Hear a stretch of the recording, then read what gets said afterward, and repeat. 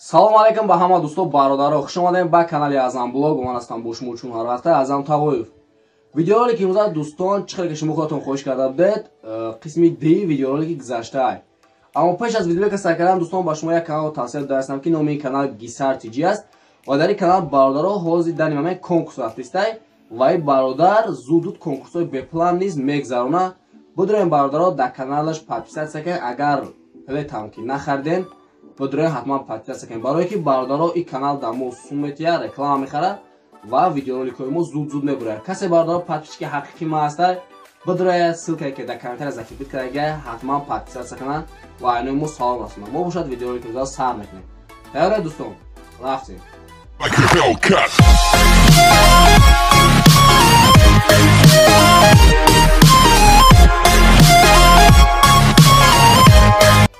бародаро, чӣ қадar бо шумо медонем дар конкурс чӣ қадаре ки билет кам бошад, ҳамон қадар шанси буридани одамонҳо зиёд аст. Барои ҳамин дӯстон ман ба шумо ин конкурсро тавсия медиҳам ки дар ин конкурс 1300 билет аст ва нисфашро ин бародар фурӯхтааст ва дар ин конкурс туҳфаҳои хелом арзанда аст ва нархи як билеташ бошад 500 рубл аст. далша бародаро будроен дар канали худаш тамошо кунен, ссилкаш ҳам дар комментария ва ҳам дар описанияи видео ҳаст. мо бошад видеоролики химона сар мекунем. чӣ хеле ки мо дӯстон медонем, ба ин намуди машқ бисёртар писарҳо машғул мешаванд. аммо ин духтар ман боварӣ дорам ки тамоми он писарҳоро гузаштааст ва лақаби инро бародарон дракони сурх гузоштаанд, барои он ки ин духтар хело ҳам суръати тез дорад. ин духтар аз синни 3 солагиаш ба карате машғул шудааст ва то айни замон 172 медал дорад. ва ин духтар дар шоу таланти Британияи Кабир иштирок кардааст ва дар ҳамон ҷо ҷои якумро гирифтааст ва дар дунёи мо хело ҳам мухлисони зиёд ба худаш пайдо кардааст. ин кӯдак бошад дӯстон ба бокс хело ҳам шавқу рағбати зиёд дорад ва аз удаи ин кори худаш хело ҳам хуб мебарояд. ин кӯдак дӯстон на танҳо дар бокс, балки дар акробатика ҳам ҷои якумро гирифтааст ва ӯ дар яке аз сериалҳо иштирок карда ва унвони беҳтарин ҳунарманди ҷавонро мегирад. барои баъзеҳо дӯстон дар сноуборд танҳо лижа кардан ин хело ҳам душвор аст. аммо ин духтари 10 соларо бинед дӯстон ки чӣ гуна корҳоро иҷро мекунад бо сноуборди худ.